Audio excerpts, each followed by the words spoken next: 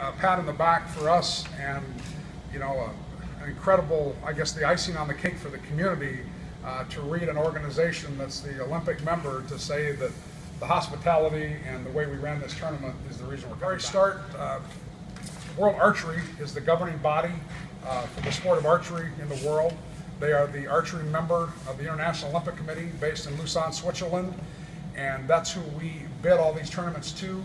The Youth World, as you all know, that we just had in June was our first event with them, and I've been asked several times, and I'll say it for a fact, several factors played into us getting these new tournaments, the 2018 and the 2020. However, what we did at the Youth World by far was the biggest selling point for us.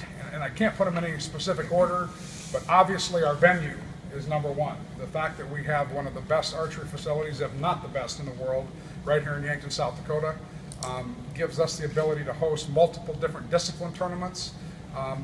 We'll talk about that in just a minute, but without a doubt, that's number one.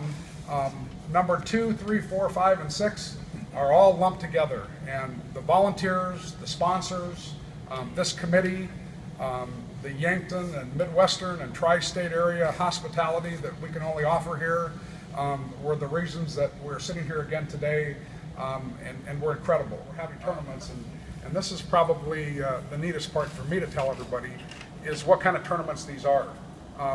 The Youth World Championship we had in June was what we call an Olympic-style tournament on an Olympic field. The tournaments that we're getting are not the same type of discipline. The 2018 is the World Indoor Championship, which is going to be shot right where we're sitting in this facility. We've got one of the only 90-meter ranges in the world. I believe there's only 2 or 3. And the size of this facility is what was allowing us to bid that tournament. But the really cool part of it is the tentative dates are February 13th through the 18th, 2018. And hopefully there's a lot of smiles going on, because all of a sudden one of the big things comes up, which is what I've been pushing for locally and in this state, which is the acknowledgement of sports tourism.